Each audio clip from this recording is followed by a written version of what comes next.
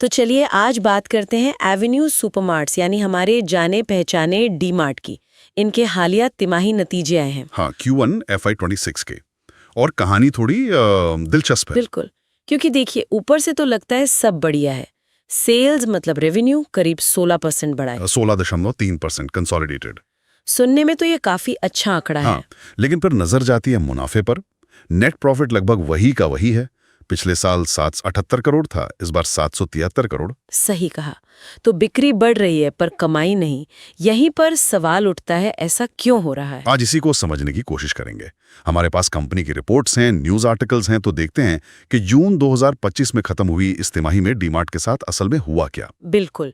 जब top line बढ़े और बॉटम लाइन नहीं, तो अक्सर इसका मतलब होता है कि बिजनेस पर कहीं ना कहीं से दबाव है।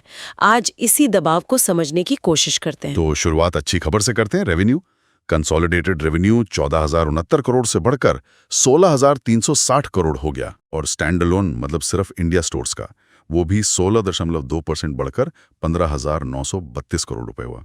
और कंपनी फैल भी रही है। इस तिमाही में 9 नए स्टोर खुले। हाँ, कुल स्टोर अब 424 हो गए हैं। ये तो हुआ एक्सपेंशन, लेकिन एक और आंकड़ा जरूरी है। कौन सा? वो है SSSG, same store sales growth. हाँ, यानी वो स्टोर्स जो कम से कम 2 साल से चल रहे हैं, उनकी बिक्री कितनी बढ़ी। बिल्कुल, और वो इस तिमाही में 7.1% रही है। अच्छा, ये पिछले साल से कम है ना? हाँ, पिछले साल इसी तिमाही Q1 FY25 में ये कुछ जगह 8.4% बताई गई, कुछ जगह 9.1%। तो मतलब साफ है कि पुराने स्टोर्स की ग्रोथ थोड़ी धीमी हुई है। ये जरूर चिंता की बात हो सकती है। और शायद इसी का असर मुनाफे पर दिख रहा है। बिल्कुल, लगता तो यही है। जैसा आपने कहा, कंसोलिडेटेड नेट प्रॉफिट तो फ्लैट ही है, 773 करोड़। हाँ, स्टैंडअलोन नेट प्रॉफिट थोड़ा सा बढ़ा है, करीब 2.1%, वो 830 करोड़ हुआ है। लेकिन मार्जिन का क्या? वहीं पर असली कहानी है। मार्जिन पर दबाव साफ है। कैसे?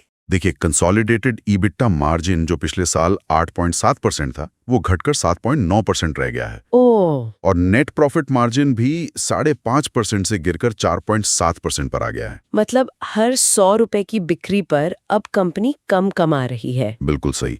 स्टैंड अलोन मार्जिन भी गिरे हैं। तो सवाल यही है कि बिक्री बढ़ने के बावजूद ये मार्जिन क्यों घट रहे हैं। कंपनी के सीईओ नेविल नोरोना ने कुछ वजह बताई हैं।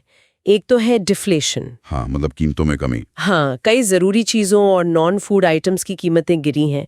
सुनने में ग्राहकों के लिए अच्छा है, लेकिन कंपनी की सेल्स वैल्यू पर इसका नेगेटिव असर पड़ा है, करीब 1 से 1.5% का। जी।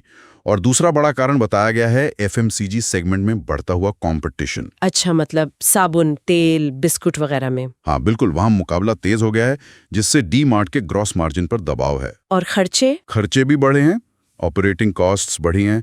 कंपनी कह रही है कि वो सर्विस सुधारने, कैपेसिटी बढ़ाने और खासकर एंट्री लेवल स्टाफ की सैलरी बढ़ाने पर खर्च कर रही हैं। सैलरी बढ़ाने पर कितना?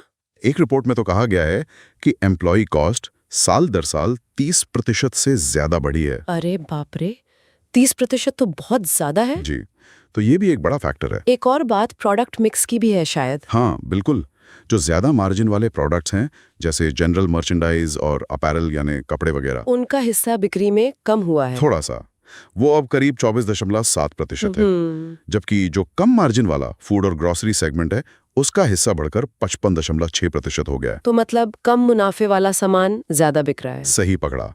तो ये सब चीजें, डिफ्लेशन, कंपटीशन, बढ़ते खर्चे और बदलता प्रोडक्ट मिक्स मिलकर मार्जिन और मुनाफे पर दबाव डाल रही हैं। डीमार्ट तो अपनी एवरीडे लो कॉस्ट एवरीडे लो प्राइस वाली स्ट्रैटेजी के लिए जानी जाती है। हाँ, EDLC, EDLP, और वो उस पर कायम है। लेकिन इस माहौल में इसे निभाना मुश्किल तो हो रहा होगा। लागत बढ़ रही है, कंपटीशन बढ़ रहा है, दाम कम रखना चैलेंजिंग होगा। बिल्कुल। और उनके ऑनलाइन वेंचर डीमार्ट रेडी का क्या स्टेटस है? उस पर कोई खास अपडेट नहीं दिया है कंपनी ने।